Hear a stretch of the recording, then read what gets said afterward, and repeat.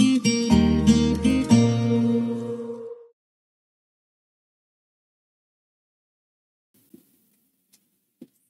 Timothy 5:1 and 2. Basahin ko po sa Tagalog. Huwag mong pagsabihan na may kagaspangan ang nakakatandang lalaki, kundi pakiusapan mo siyang tulad sa isang ama, at sa mga kabataang lalaki na tulad sa mga kapatid.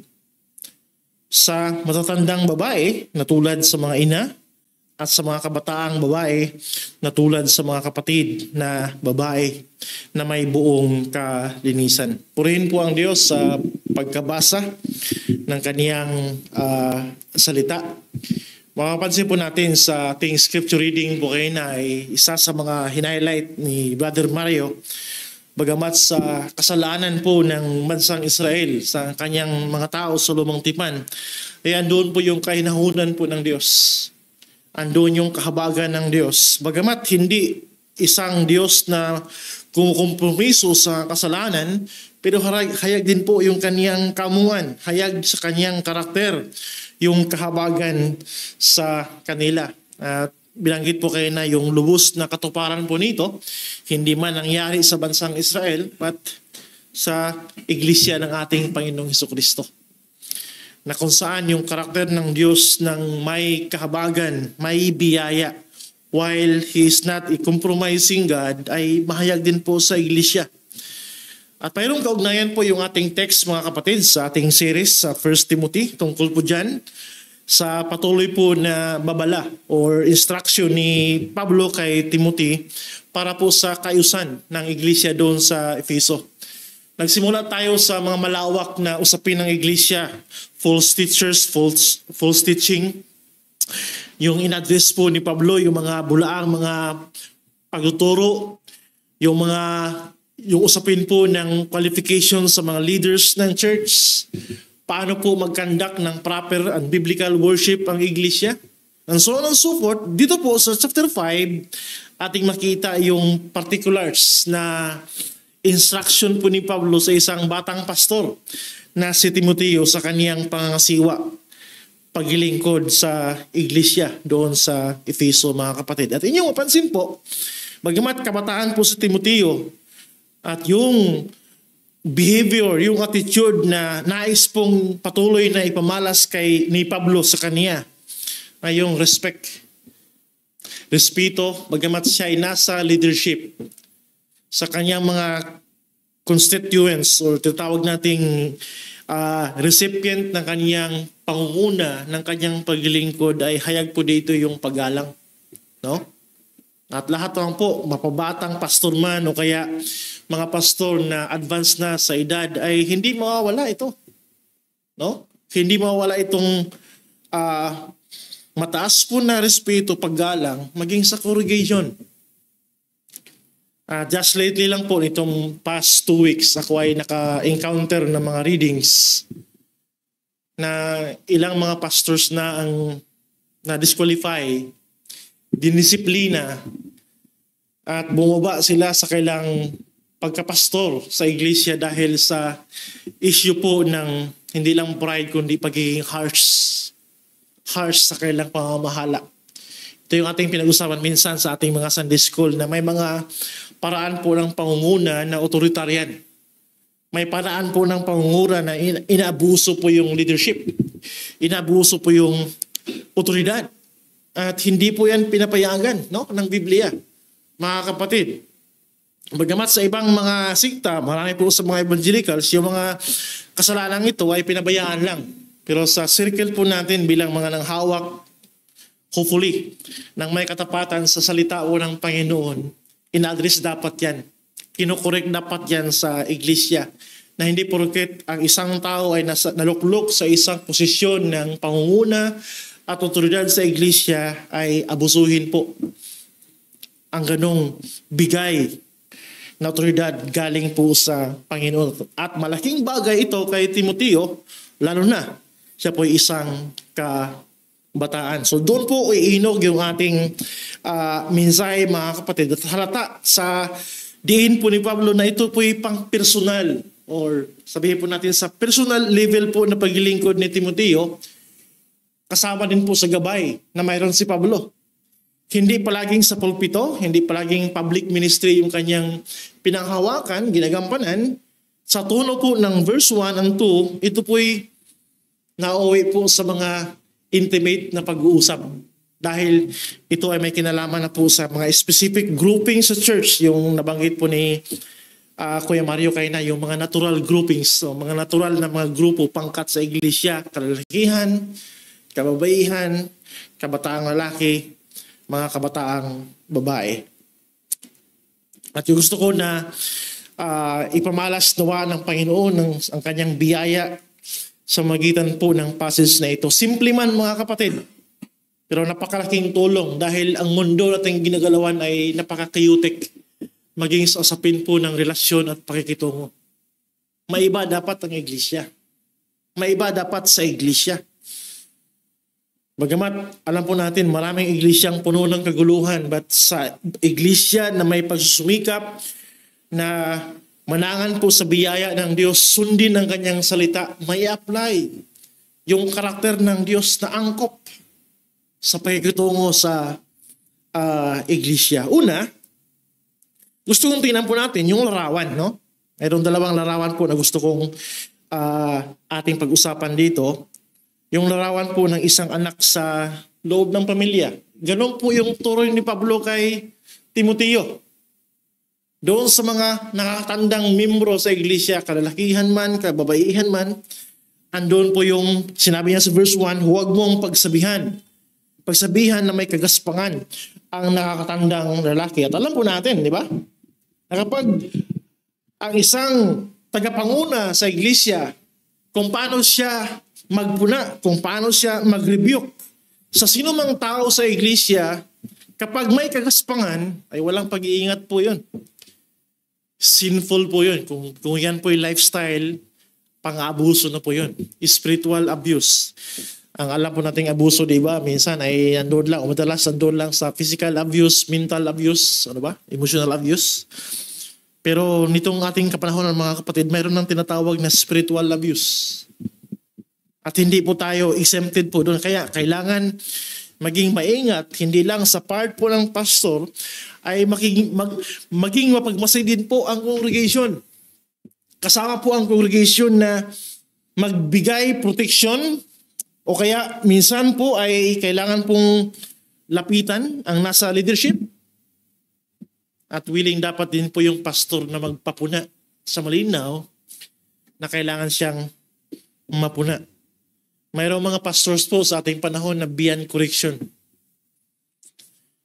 At ginagamit yung mga taga sa Biblia na thou shall not touch the anointed one.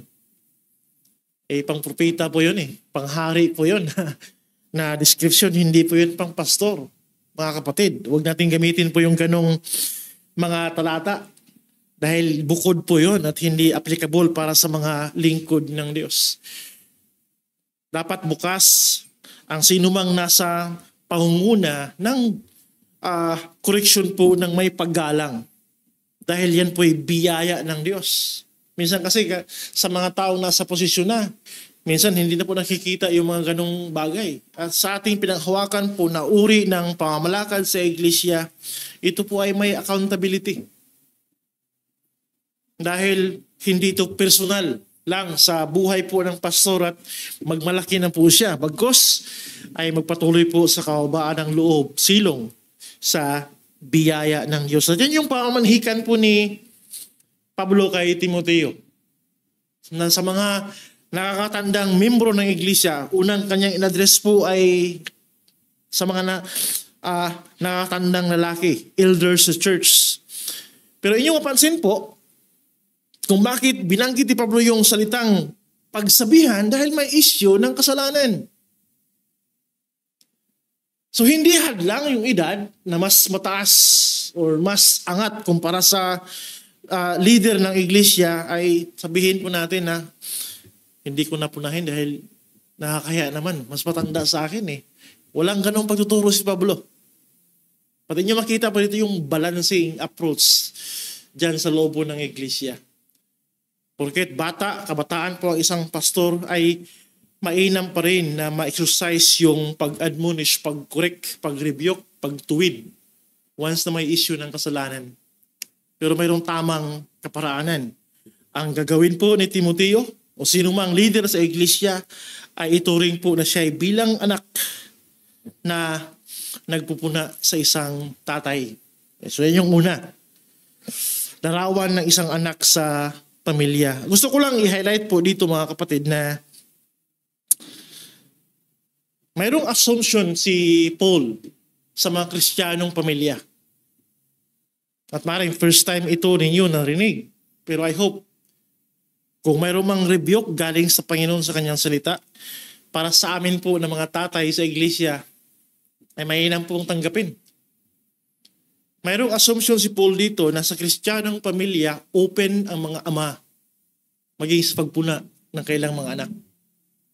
Dahil ginamit niyang analogy po yan para kay Timoteo na kung paanong ito'y nangyari sa tahanan.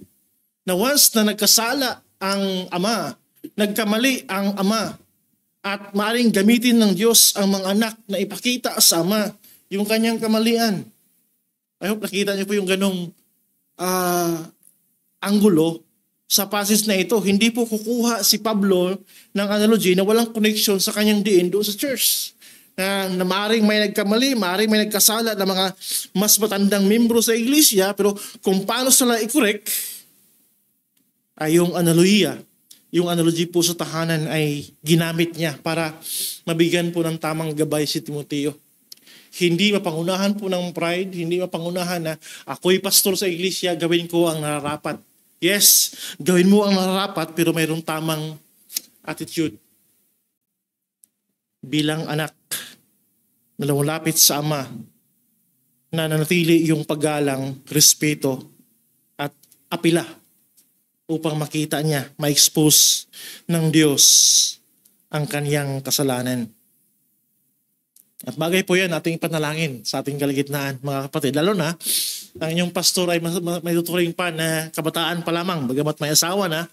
Pero in terms sa edad, ay sobrang layo yung agwat. At ito yung nakita ko sa mga pribileyo na inyo akong pinahintulutan sa mga training po, lalo na sa may kinalaman po sa pastoral care, na ating nasalihan ng mga conference, napakalaking tulong.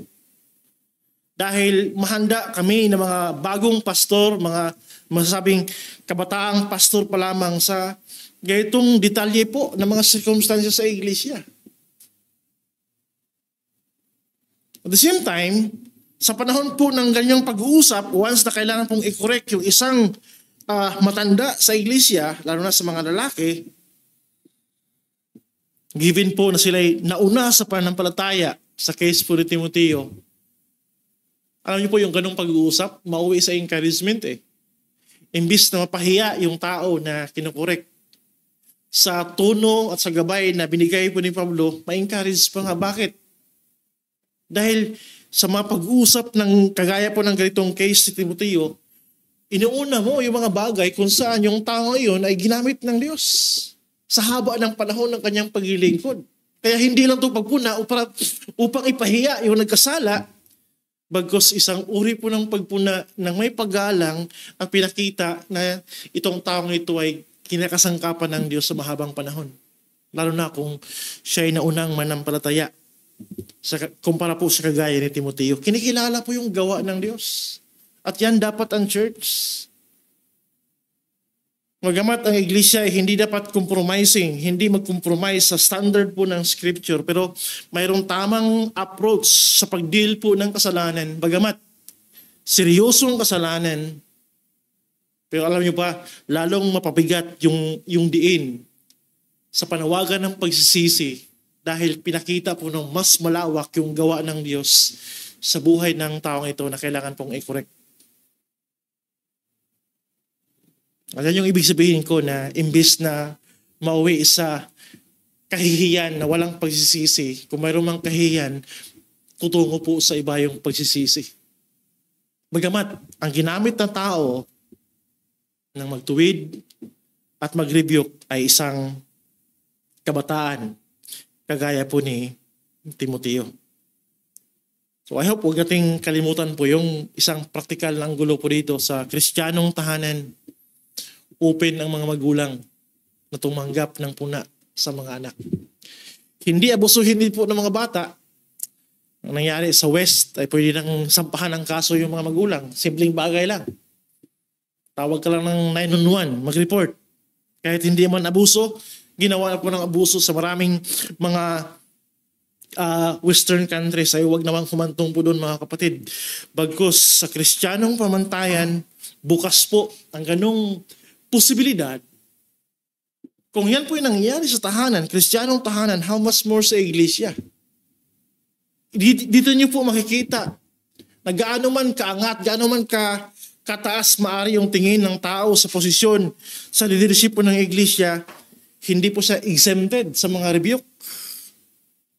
Hindi rin po siya exempted sa mga maaring gabay na maaring gamitin po ng Diyos yung mga tao sa iglesia upang mas mapatingkad, mas maging mature yung approach ng pastor sa kanyang pagdeal, maski na sa mga nagkasalang mas matanda sa kanya. Mapalalaki man o kaya sa mga matatandang babae, kaparehas po yung turing na sabi ni Pablo sa verse 2. Sa matatandang babae na tulad sa mga ina at sa yung sense po dito ay wala pong ganong pinagkaiba doon sa sa kalalakihan ng mga matatanda. Kung sa lalaki ay ama, ituring silang ama, at si Timoteo bilang isang anak. Same din po sa mga babae na mas matanda kay Timoteo. Ituring na sila'y ina sa kanya. So wala pong sense of superiority. Bagamat mayroong otoridad si Timoteo, hindi niya gamitin ito na yun lang yung rason upang makinig sila. Hindi sapat. Hindi sapat yung panawagan ng Diyos para sa mga pastor na magtuwid ng mga tao sa iglesia na wala pong pag-iingat.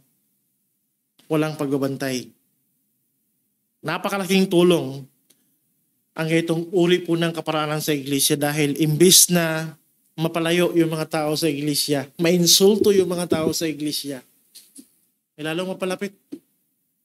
At isa po yan sa prayer ko sa ating kalagitnaan mga kapatid.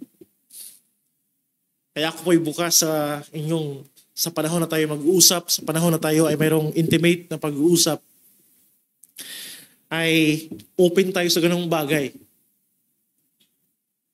Upang sa biyahe po ng Panginoon ay magampanan po natin ng mahusay at tayo po yung maging iglesia na talagang tapat.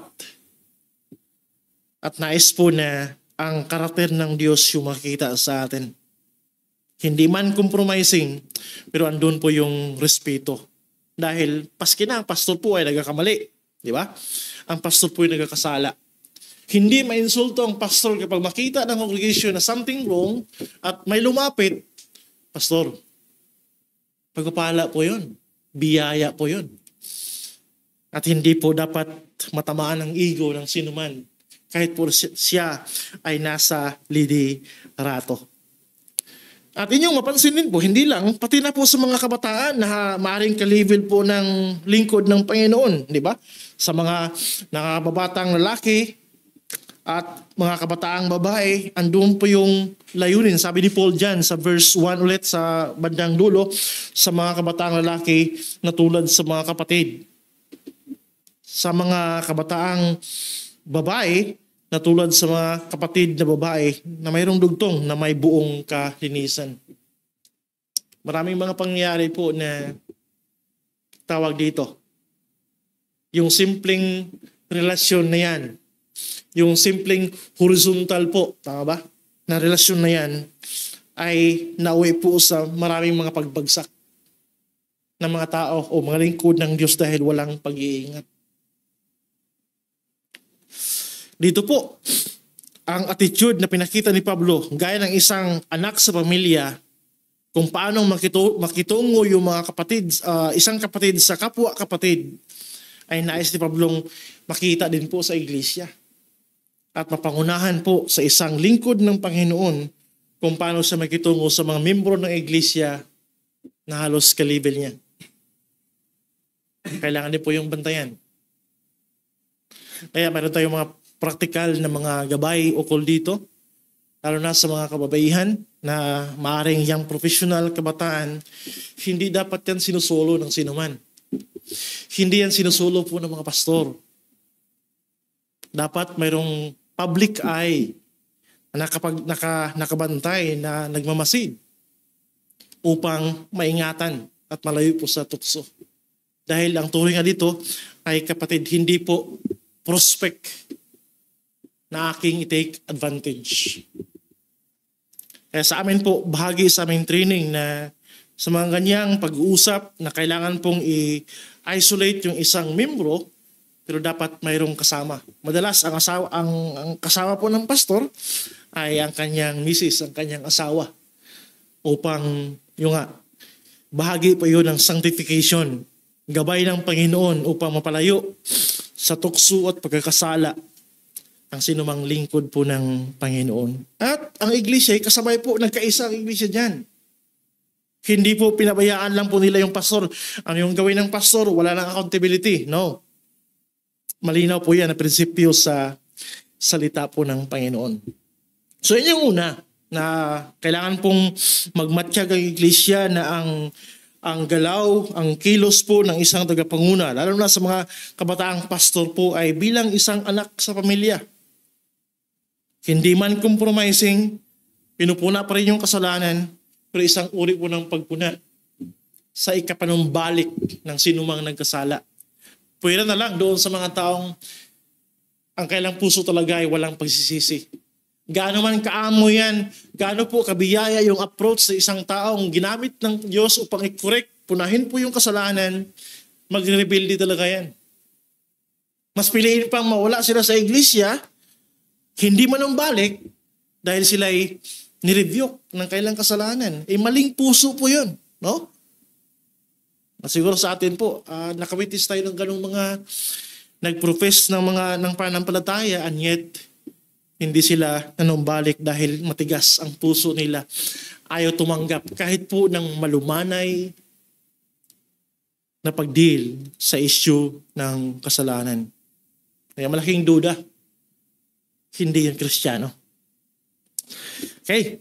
Pangalawa, isang larawan po na gusto kong i-introduce sa ating passage mga kapatid, dahil yung konsepto dito ay si Paul, yung tutor ni Timoteo Si Pablo yung nagsilbing mentor kay Timoteo. At sa ganung larawan, gusto kong idagdag yung pangalawang larawan dito. Hindi lang po larawan ng isang anak sa pamilya ang dapat gampanan po ni Timoteo. Pangalawa, isang larawan ng isang anak sa pananampalataya. Pribileyo sa kagaya po namin ng mga maring bago pa sa ministeryo. Bagamat matagal na po ng lingkod sa Panginoon, may mga naunang lingkod ng Diyos na aming nakakausap. Unang-una sa men po ng iglesia na mas matanda sa akin. Napakalaking tulong po yun. At lalo na kung sila po yung nauna sa pananampalataya, kumpara sa akin, napakalaking biyaya po yun sa isang nagpapastor sa iglesia. At dagdag po yung mga pastors na tumanda na sa ministeryo at patuloy pa rin ginagamit ng Diyos at silbi silang counselor sa mga bagong generation po ng mga pastor. Dapat huwag maging palalo Nasabihin po, ako'y kabataan, malakas pa, marami pa akong kalakasan, kaya kong gawin ang lahat na walang tulong mula sa iba. Nagkakamali po tayo kapag ganun po yung conviction ng isang nasa leadership. Dito po, walang humpay yung instruction po ni Paul. Dahil nga, ating makita, for how many times sinasabi ni Pablo kay Timoteo, tinuring niyang anak sa pananampalataya si Timoteo. Sa Acts 20 verse 20, inyong mapansin po, pakibuksan na yung Biblia. Paano ba si Pablo naglingkod?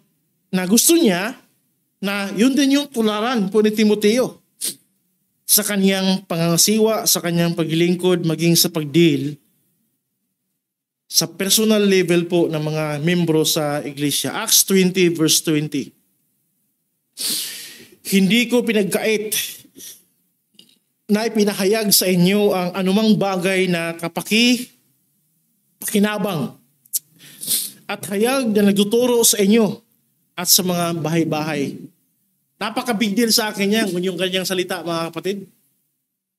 Maaring generic man tingnan, general man tingnan, na si Pablo po'y mayroong malawakang pagtuturo sa kanila, pero sa last phrase po sa Acts 20 verse 20, sabi diyan, at sa mga bahay-bahay. Pangpamilya po yan.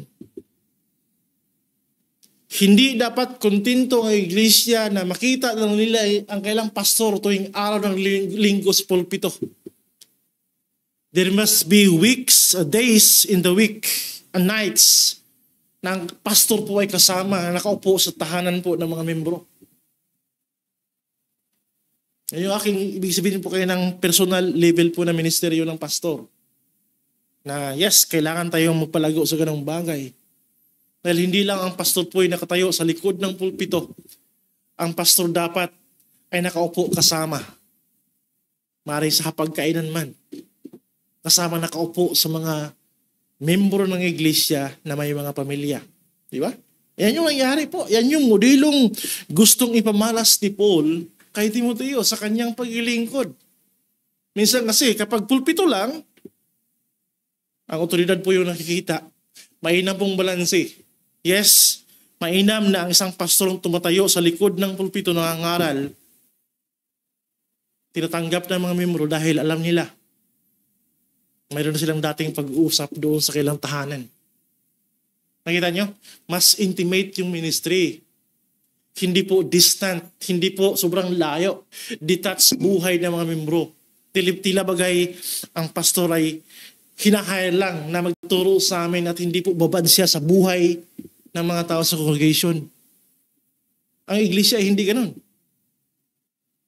Kung paano ang pastor ay may karapatang magturo sa likod ng pulpito dahil bumabad siya sa mga struggle ng mga kapatiran sa iglesia, hindi lang sa araw po ng linggo, maging sa mga panahon kung kailangan, inupuan, kasamang nanalangin sa bahay-bahay, kasamang nagbubuklat ng salita ng Diyos, ina-address yung issues na may kinalaman po sa tahanan. Yan ang lingkod ng Diyos at ginagawa po yun ni Pablo. Gusto niyang ipamalas kay Timoteo bilang anak sa pananampalataya. Last verse po tungkol dito, 1 Thessalonians, unang Thessalonica, chapter 2, verse 7 to 11. 1 Thessalonians 2, 7 to verse 11. Ito pa rin yung attitude ni Paul sa ministry. Hindi lang sa public ministry, kundi sa mga pang-personal na ministeryo. Sabi diyan, kundi kami ay naging malumanay sa gitna ninyo. So again, ginamit pa rin yung analogy po ng tahanan. Gaya ng isang ina na nag-aaruga sa kanyang mga anak. So makita niyo po na bagamat sa bandang anggulo, sa mga anggulo po ng Ministeryo ni Pablo, matapang po siya pagdating sa katuruan, doktrina, laban po sa mga false teachers, pero isang anggulo din po sa buhay ni Pablo sa kanyang pagministeryo, andun yung malumanay. Pagiging malumanay bilang isang inang nag-aaruga sa mga mananampalataya. Bilang isang ina, gaya ng isang inang nag-aaruga sa kanyang mga anak, palibhasay, nagmamalasakit kami sa inyo, ipinasya namin kayo'y bahaginan, hindi lamang ng Ebanghelyo ng Diyos. Crucial po yan. Essential po yung gospel, may bahagi sa mga kapatiran, pero dinagdagan po ni Pablo, hindi lamang ng Ebanghelyo ng Diyos, kundi pati ang aming sariling kaluluwa. What a challenging portrait of a gospel minister, mga kapatid. Binuhos yung kaluluwa alang-alang sa kawan po ng Diyos. Bilang isang ina na ang iniisip po ay proteksyon sa kanyang mga anak, kalusugan ng kanyang mga anak, paglago ng kanyang mga anak, hindi po sa kapahamakan. Yan ang nais ipamalas ni Pablo kay Timoteo. Ang sabi diyan, hindi lamang ng Ebanghelyo ng Diyos, kundi pati ang aming mga sariling kaluluwa, sapagkat kayo'y napamahal na sa amin. Ito po actually, preview po ito sa napakaraming bagong sit-up nitong tinatawag na modern way of church life na Mayroon pa nga mga simbahan na online na lang eh. Ang tawag doon, online church. Gusto ka ba magpa-member sa aming online church? Walang physical na gathering, pero church pa rin dahil online lang. Hindi po yan yung concept ng Biblia, mga kapatid. Dapat narinig mo ng personal ng iyong pastor. Ikaw ay narinig ng personal ng iyong pastor. Mayroong aktual na pakikisalamuha dahil yan yung iglesia ng Panginoong Diyos. Ang sabi ni Pablo, kundi pati ang aming mga kaluluwa sapagkat kayo'y napamahal na sa amin. Wala pong pagmamahala na hanggang online lang. Payag ba kayo ng gano'n? Mahirap na kayong long distance relationship eh. Simbahan gawing online lang at walang, kung mag-meet up lang ay sildan po mangyari. Verse 9, natatandaan ninyo mga kapatid, ang aming pagpapagal at paghihirap, gumagawa kami araw at gabi upang huwag kaming maging pasanin sa kainuman sa inyo. Ipinahayag namin sa inyo ang ebanghelyo ng Diyos. Kayo'y mga saksi at pati ang Diyos kung gaano kadalisay, matuwid at walang kapintasan ang inasal namin sa inyo ng mga mananampalataya. Note po mga kapatid, yan yung buhay ng lokal na iglesia. Transparent ang buhay po ng congregation sa pastor, at the same time yung pastor ay hayag po sa iglesia. At ang iglesia mismo ay sabi ni Pablo dito, saksi kayo. Kaya huwag kayong maging kontento, no? Maging sa mga maring makapanood sa atin, huwag kayong maging kontento ng buhay ninyo sa isang tinatawag na church life ay sobrang secluded, isolated, at hindi mo kilala ng personal ang iyong pastor. O kaya, huwag maging kampante po ang isang pastor na hanggang turo lang, walang pakikisalamuha sa kanyang congregation. Hindi po yan biblical na ideal ng isang buhay po ng iglesia. Dahil ang iglesia po ng Panginoon ay composed po ito ng mga organic na mga kaluluwa. Buhay na mga kaluluwa. Mga kaluluwang may kanya-kanyang struggle sa buhay. Mga kaluluwang kailangan po ng gabay mula sa spiritual leaders. Nagpasalamat tayo kung ang sit-up ng isang iglesia ay bukas sa ganung mga opportunity. Dahil andun po yung pagtutulungan sa part pa ng pastor, sa part pa ng mga membro, inaayos po yung ating buhay kabanalan, buhay paglilingkod. Maski na sa mga bagay na kailangan po ng advice, kailangan po ng gabay. Yan yung naisundan ni Pablo. Ayon kay Pablo para kay Timoteo sa isang pangangasiwa sa isang iglesia. Hindi lang ng may paggalang, kundi yung malumanay po na pagkalinga sa mga kapatiran sa iglesia na talagang binibigay ang sarili. Binibigay ang sarili upang yun ay magsilbing kaparaanan na sa tuwing may pangangaral, nakikinig ang mga tupa ng Diyos. Hindi lang dahil salita ng Diyos, kundi alam nila yung puso ng lingkod ng Panginoon. Tungo po sa kapakanan at pakinabang ng kaluluwa na kanyang pinaglilingkuran. Kaya po ni Mrs., bago kami dumako sa pag-aasawa, we were surrounded by multitudes of counselors. At isa sa mga pagpapala sa amin ng isang couple na naging counselor po namin, napakaganda. Kabilang po doon yung aking binanggit kay na. Kung sila ay naranasan nilang humingi ng tawad sa kailang mga anak sa panahon pong may pagkakamali, ay isa rin po ito. Na hindi palaging otoridad yung i-insist, pero dapat nakikita. Dahil kung nakikita, lalo na kung ito'y salita po ng Panginoon, ay wala na pong gaanong maraming question. Bagkus, andun yung pasalamat, andun yung biyaya na ang salita ng Diyos ay hindi theory, kundi aktwal, nasubaybayan, at nais namin na sundan sa biyaya po ng Panginoon.